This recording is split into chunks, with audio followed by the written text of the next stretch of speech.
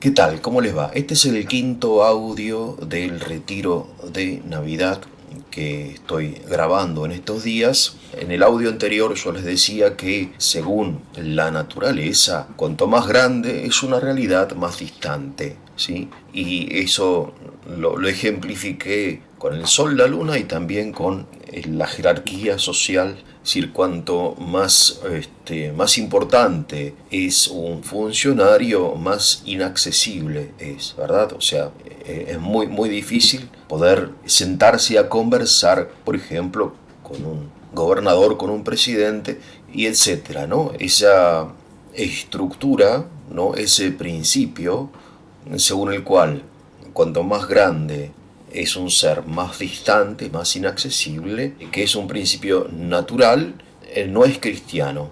Por eso, y vuelvo a repetir, esta es una de las ideas centrales de este retiro, el cristianismo es anti-intuitivo, en el sentido de que la intuición de la fe es, algunas veces, no siempre, contraria a nuestra intuición natural.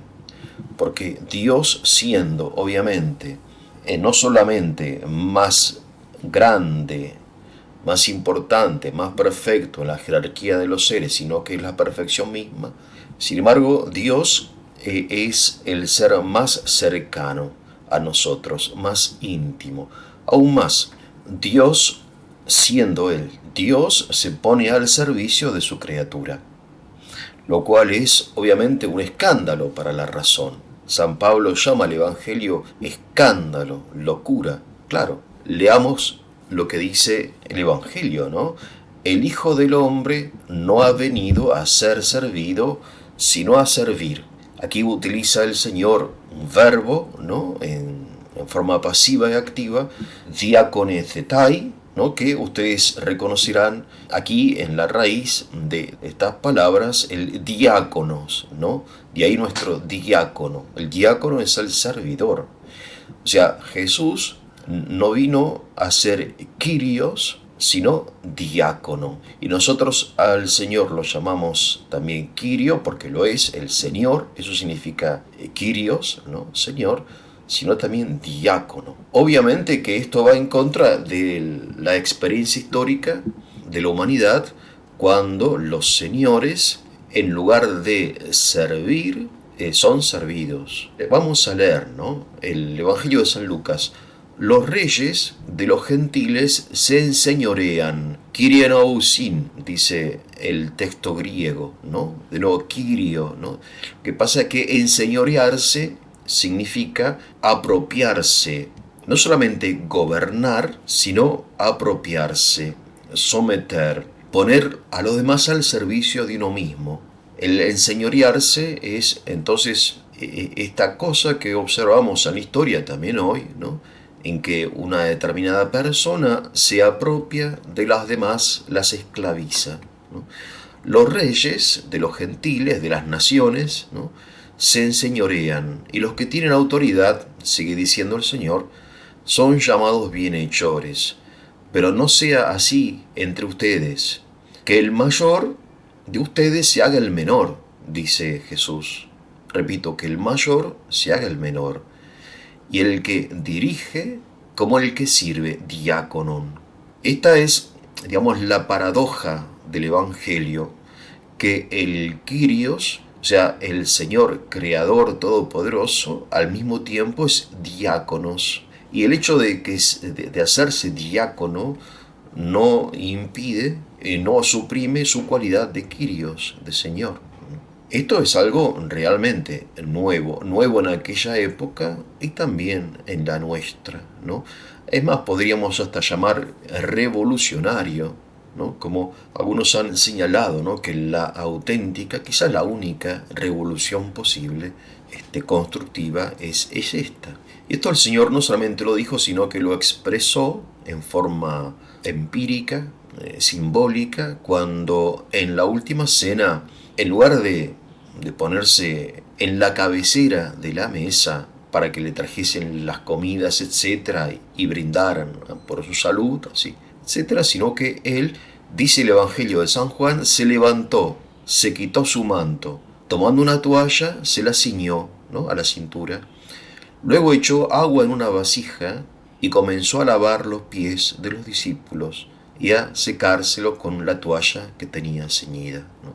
Fíjense qué gesto realmente impresionante, vuelvo a repetir, escandaloso, qué locura, ¿no?, que significa para nosotros que el Hijo unigénito de Dios le lave los pies sucios del camino, ¿no?, a hombres que son, en comparación con Dios, la nada misma, ¿verdad? Entonces no he venido a ser servido, sino a servir. Esto es importante y voy a continuar un poco ahora en este audio, quizá en el próximo también, reflexionando acerca de otro don que nos trajo el Señor, que es el don de lo que podemos llamar libertad política. Es decir, la libertad política no es solamente la libertad interior, la libertad de amar o pensar, ¿no?, el derecho fundamental que tenemos nosotros, sino la libertad exterior, que es un don que tenemos que también valorar, comprender, asimilar, desarrollar también, ¿no? Porque en la época de nuestro Señor, en la antigüedad, ¿no?, el poder, ¿no?, político era sacralizado, ¿no? Era una realidad sagrada, divina. El César, como ustedes saben, el emperador, era también llamado pontífice máximo, es decir, el emperador se constituía no solamente como en poder, como puede ser el poder de un rey o de un presidente, sino como una especie de mediador entre los dioses y los hombres, como el Hijo de Dios. Y entonces Jesús vino a liberarnos de esa esclavitud que era tan habitual, ¿no?, en Roma, en Grecia, en Egipto, en Persia, entre los aztecas, etcétera, ¿no?, en todos estos pueblos que no solamente obedecían normas colectivas, lo cual obviamente es necesario, ¿no? Es decir, toda sociedad debe tener normas colectivas. Imagínense una ciudad sin semáforos, sería un desastre. Es más, toda sociedad, además de los bienes privados, tiene bienes comunes, o sea, las calles, ¿no?, las escuelas, etcétera, y estos bienes comunes obviamente son administrados por funcionarios del gobierno. Y el gobierno es el encargado de hacer respetar determinadas normas artificiales, pero también normas morales, naturales, ¿no? O sea, por ejemplo, el homicidio o el fraude o el robo, que son inmorales, son también ilegales, ¿no? ¿Y por qué son ilegales? ¿Y por qué el poder político tiene autoridad para reprimir, por ejemplo, a los asesinos? Bueno, porque son inmorales. Y en este sentido hay que entender la expresión de San Pablo, ¿no?, cuando San Pablo, hablando del poder en su época era Roma, ¿no?, dice, no en vano, hablando del gobierno, no en vano lleva la espada, pues es ministro de Dios. Fíjense, ¿no? Es ministro de Dios. Vamos a leer todo el texto, ¿no? Los gobernantes, dice San Pablo, no son motivo de temor para las personas de buena conducta, sino para los que hacen el mal. Por eso, si tú deseas no temer a la autoridad, haz lo bueno y recibirás elogios, porque la autoridad, el gobierno, ¿no?, es un ministro de Dios, dice, para el bien. Pero si haces lo malo, teme, porque no en vano lleva la espada. O sea, no en vano quiere decir que como ministro de Dios no solamente la lleva, sino la puede usar, porque es un vengador que castiga al que practica lo malo, dice San Pablo, ¿no? Por eso es necesario someterse, y no solamente por el castigo, sigo leyendo, sino también por razón de la propia conciencia. Porque, y vuelve a repetir, los gobernantes son servidores de Dios, dedicados a esto. Es decir, esta idea del gobernante como ministro de Dios para premiar el bien y castigar el mal es una idea obviamente de orden natural, que está presente en todas las civilizaciones y obviamente también hoy, ¿no? Y sin embargo, es solamente un aspecto del poder político que es un tema muy importante, de enorme importancia, y sin embargo muy complicado. Bueno, pensemos en el mismo Pablo. Pablo fue decapitado, Pedro fue crucificado, según la tradición, cabeza abajo, en Roma, y el mismo poder que Pablo llama ministro de Dios en aquella época, a partir de Nerón hasta Diocleciano, al inicio del siglo IV, Diocleciano, Nerón a partir del año 60, sí, este poder, este ministerio de Dios envió a miles de cristianos a la muerte. Entonces no podemos pensar que estos hombres, ¿no? Estos Nerón, eran servidores de Dios, ministros de Dios, ¿no? O sea, Poncio Pilato, por ejemplo, que era consciente de la inocencia del Señor, se lavó las manos, lo entregó a la muerte. Es decir, dejando de lado que el Señor supo a través de este delito cometido por Poncio Pilato, ¿no? Esta deshonestidad, este acto de cobardía, realizó un bien mayor para nosotros. Eso no implica que en este caso particular Poncio Pilato obviamente no obró como ministro de Dios, como ministro de la justicia, ¿no? Podemos preguntarnos realmente si Pablo dice la verdad, afirma la verdad cuando afirma que el poder político es un ministro colectivo de Dios. Y, digamos, no vamos a negar la veracidad de Pablo, ¿verdad? Es decir, para nosotros esto es la enseñanza divina, pero sin embargo tenemos que señalar que el poder político es una realidad compleja y que lo que Pablo señala es un aspecto de esta realidad. Vamos a leer otro texto del Evangelio de San Mateo, ¿no? Dice, ya lo leí un poco, pero vamos a ver el contexto. En cierto momento se le acerca al Señor la madre de los hijos de Zebedeo, que son Juan y Santiago, ¿no? Santiago el mayor. Entonces se le acerca a esta buena mujer, que es discípula del Señor, ¿no? Que aparece después junto a la cruz, es una mujer realmente fiel, postrándose ante él y le pide, y el Señor le dice, ¿qué deseas? Diego ordena, dice, que en tu reino estos mis dos hijos, ¿no? Que están ahí parados, mirando para otro lado, supongo yo, Santiago y Juan, se sienten uno a tu derecha y el otro a tu izquierda, ¿no? Esta mujer que la tradición llama Salomé y que es canonizada, ¿no? Santa Salomé, se imagina a Jesús sentado en un trono de verdad, ¿no? En el trono de David. Había muchos que pensaban que Jesús había venido a restaurar el reino de Israel y que el desenlace natural de la vida del Señor sería precisamente ese. Esto lo vemos claramente el Domingo de Ramos, cuando lo reciben a Jesús como a rey, ¿no? Y de hecho esa es la acusación, ¿no? Lo que hace escribir Poncio Pilato en el INRI, que llamamos, ¿no? Que está sobre la cabeza del Señor, la inscripción en la cruz en 3 idiomas, INRI, ¿no? Es decir, Jesús de Nazaret, el rey de los judíos. Pero esto que se hizo en forma de burla, mucha gente lo creía en forma literal, ¿no? Entonces, claro, Santa Salomé le pide a Jesús, que es el futuro rey de Israel, que haga de sus dos hijos ministros. Claro, y en realidad no hay por qué culparla porque estos jóvenes, Santiago y Juan, estuvieron con Jesús durante mucho tiempo y etcétera, digamos que se lo merecían, ¿no? Se lo merecían este premio, ¿no? Es decir, los honores, el poder, un buen salario. Estos hicieron sacrificios dignos de recompensa. Es un pensamiento natural, porque claro, toda sociedad está dividida en dos grupos que son gobernantes y gobernados. Y los gobernantes no solamente viven mejor que los gobernados, sino que viven de los gobernados, ¿no? Y esto es lo que quería Santa Salomé para sus hijos. Bueno, el relato continúa, Mateo. Bueno, al oír esto, los 10, o sea, el resto de los apóstoles se indignaron, ¿no? Se indignaron contra Salomé, contra los hermanos, en fin. ¿Por qué se indignaron? Claro, lo que sucede es que Salomé no entiende la naturaleza oscura del poder político.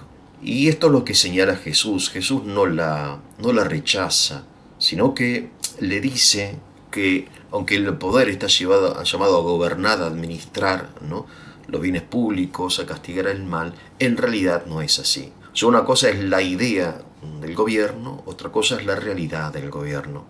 Porque dice, los gobernantes de las naciones se enseñorean. Ya lo leímos a esto, ¿no? Es decir, el gobernante no solamente gobierna, sino se enseñorea. El verbo enseñorarse, ¿no? Kata kyriousin, significa hacerse amo. O sea, el gobernante no dirige, no administra, sino que se adueña, se apodera, domina, impone, intimida, controla, tiraniza, castiga injustamente.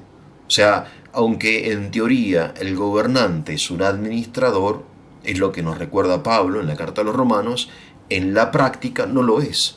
No administra, sino que se adueña, no solo de los bienes públicos, sino de los bienes privados a través de los impuestos, y aún de las mismas personas que empiezan a ser títeres en sus manos, ¿no? Así como lo vemos hoy, por ejemplo, cuando los gobernantes envían a las trincheras, a la muerte, a miles y miles de jóvenes soldados, o que destruyen ciudades enteras, arrasan vidas humanas de civiles, de niños, de ancianos, de mujeres. Esto es lo que hacen los gobernantes hoy, no hace 2000 años, ¿no? Lo cual señala la ambigüedad del tema, ¿no? Yo dije complejidad, en realidad esta complejidad es ambigüedad, porque el poder contiene en sí mismo el germen de su propia corrupción. Y entonces dice Jesús que no sea así entre ustedes, sino que el que quiera ser grande, que sea servidor. De nuevo, la paradoja, ¿no? Cuanto más alto quieras llegar, cuanto más cerca quieras estar de Dios, ponte al servicio de los demás, ¿no? Y que el quiera ser primero, sea siervo. Y termina el Señor con esta definición extraordinaria, porque el Hijo del Hombre, es decir, Jesús, no vino para ser servido, sino para servir y dar su vida en rescate de muchos, ¿no? Bien, entonces el poder, tal como lo entiende el Señor, es un servicio, cosa que es muy raro encontrar. También es raro encontrar la idea del poder como administración. Es decir, si no es un servicio, porque digo, esto es algo que difícilmente se entiende, es una excepción más que la regla, ¿no? El funcionario que realmente vive, no solamente se declara servidor porque todos dicen serlo, sino que simplemente administrador no. Es decir, los gobernantes, la clase política que se llama hoy, ¿no? Generalmente está formada por personas ambiciosas y oportunistas. Este es el tipo de persona que arriba al poder, ambiciosas y oportunistas. ¿Y por qué? Bueno, porque es la concepción colectiva que el pueblo tiene del poder. Nosotros concebimos el poder de esta manera. Es decir, si concibiésemos el poder, por ejemplo, como administración, entonces los cargos públicos serían ocupados por buenos administradores. Pero el pueblo, y esto es lo más paradójico que señala la Escritura, quiere ser enseñoreado. Y esto es difícil de entender, es como si el pueblo le tuviese miedo a la libertad, o es como si le pesara ser responsable. Entonces el pueblo necesita un Dios en forma de faraón o emperador, de rey, de líder, ¿no?, de generalísimo, que represente la grandeza colectiva de la nación. La mejor ilustración de esta paradoja de que el pueblo desea ser enseñoreado la encontramos en el primer libro de Samuel, cuando el pueblo le pide a Samuel que le dé un rey en contra de su propio bien. Y Dios se los concede a regañadientes, como decimos. Bueno, quieren un rey, aquí se los doy, ¿no? Y les previene, es decir, les dice que al tener un rey van a aumentar el mal que ya están sufriendo a causa de los jueces corruptos, ¿no?, que se habían hecho de la justicia, ¿no?, en aquella época. Bueno, ya vamos a llegar a ese texto tan interesante del primer libro de Samuel.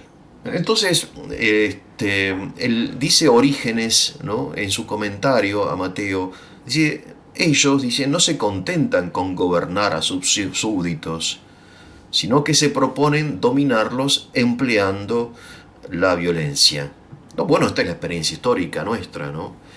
Otro autor, el pseudo Crisóstomo, esto lo estoy sacando yo de la Catena Áurea de Santo Tomás, que él ha reunido los comentarios al Evangelio, ¿no?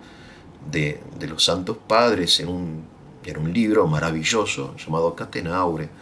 Los príncipes del mundo, dice él, el pseudo Crisóstomo, se dedican a dominar a sus inferiores, a reducirlos a la servidumbre, a servirse de ellos, hasta perder sus vidas, cuando así lo creen conveniente los príncipes para su propia utilidad o gloria. ¿Sí? Así, etc. Bien, entonces eso lo sabemos y sin embargo seguimos, por alguna razón que hay que estudiar, que hay que tratar de explicar, de entender, seguimos anhelando ser enseñoreados, ¿no? Es decir, aún en el populismo tan presente en nuestra vida, contiene esta forma de, no sé si de idolatría, ¿no? De veneración de estos personajes ambiciosos y oportunistas, ¿no? Que, bueno, eso, ¿no? Bueno, esto, Hannah Arendt, que estudió mucho esto, ¿no? Ella escribió un libro importante acerca del totalitarismo en el siglo XX, que ella padeció en carne propia y conoció muy bien, ¿no? Cuáles son las raíces del totalitarismo. Entonces, me parece a mí que ella dice algo muy interesante, que de alguna manera el hombre, la existencia individual, ¿no? Usted y yo, nuestra existencia es frágil y nuestra existencia individual como que contrasta con las demás cosas que son, en cierto sentido, inmortales, ¿no? Arendt dice, el hombre es el único ser mortal entre los seres inmortales. Porque, claro, porque los astros, el sol y las estrellas, ¿no? Se nos representan como inmortales, aunque no lo sean, para nuestra forma de sentir sí lo son. Las especies vivientes, las especies de los animales, por ejemplo, también son inmortales, porque aunque los individuos que pertenecen a esas especies nazcan y mueran, la especie es inmortal. Y nosotros sentimos que lo que vive en ellos, por ejemplo en la hormiga, no es el individuo, porque no es persona, sino la especie. Los dioses también son inmortales. El único ser mortal es el hombre. Repito, los astros son inmortales, los animales, las especies son inmortales, los dioses son inmortales. Entonces el hombre es el único ser mortal. Entonces uno se pregunta, ¿cómo lograr la inmortalidad siendo mortal? Bueno, mediante la inmortalidad del colectivo, colectiva. Este era el pensamiento, es el pensamiento pagano. Porque el paganismo, repito, es una realidad permanente. Hoy vivimos una época igualmente pagana que la época antigua. Y entonces, cuando el Señor Jesús nos anuncia la buena noticia de la vida eterna, de que somos personas, hijos amados de Dios, y que cada uno de nosotros es un ser cuyo nombre está escrito en el libro de la vida, y que retorna a la casa paterna, entonces ya no necesitamos una inmortalidad colectiva, ya dejamos de divinizar la realidad colectiva que podía ser en aquella época, por ejemplo, la tribu o el imperio, ¿no? En cambio, en la antigüedad, aún en la antigüedad griega, la vida de ultratumba era representada como una existencia sombría, no como esta cosa feliz, esta fiesta, ¿no? Estas bodas de Canaá, o este gozo, ¿no? de estar en la casa paterna que representamos nosotros después de la muerte, ¿no? Uno de los textos más importantes en este sentido es el texto de la Odisea. Ustedes saben, la Odisea, la Ilíada y la Odisea era un poco para los griegos lo que para nosotros el Evangelio, ¿no? Sí, era un texto que era fuente de cultura y de moral, ¿no? O sea, el griego asumía, o sea, no leía la Odisea como un texto, digamos, para entretenerse, sino como el paradigma de la vida humana, la pedagogía, ¿no? Y entonces Ulises Odiseo desciende al Hades. Hades es el reino de ultratumba, ¿no? Y entonces encuentra a su madre y dice así, leo de la Odisea: Deseé, dice Ulises, abrazar el alma de mi difunta madre. 3 veces me acerqué a ella, pues el corazón me incitaba a abrazarla, pero 3 veces se me fue de las manos como una sombra o un sueño, y entonces sentí un dolor agudo en mi corazón que fue aumentando. Y entonces dijo ella: ay de mí, hijo mío, el más infeliz de todos los hombres. Esta es la condición de los mortales cuando uno muere. Los nervios ya no sujetan la carne ni los huesos, que la fuerza poderosa del fuego ardiente los consume tan pronto como el aliento abandona los blancos huesos. Solo el alma, dice ella, queda revoloteando como un sueño. Fíjense, ¿no? El alma queda revoloteando como un sueño. Es decir, qué belleza, ¿no? Y a su vez qué tristeza y qué diferencia enorme con el abrazo que nosotros creemos sucederá, ¿no?, después de nuestra muerte. Después, bueno, voy resumiendo, el viaje de Odiseo por el Hades es largo. Después se encuentra ni más ni menos que Aquiles, ¿no? Aquiles es el gran campeón de la guerra de Troya, ¿no? Y entonces, y amigo de Odiseo, obviamente, ¿no? Pues ambos luchan por los griegos contra los troyanos. Aquiles, que le dice: no intente consolarme de la muerte, noble Odiseo, pues yo preferiría estar sobre la tierra y servir en casa de un hombre pobre, aunque no tuviese gran hacienda, que ser el soberano de todos los cadáveres de los muertos, ¿no? Es decir, que un esclavo en la tierra es más feliz que el rey del inframundo, del Hades, ¿no? Claro, en esta, y ustedes dirán que tiene que ver esto con la política. Tiene mucho que ver, porque la política y la religión son inseparables. En el momento en que nosotros empezamos a creer en algo como el Evangelio, entonces los ídolos desaparecen. Recuerden que el cristianismo es una afirmación y un rechazo.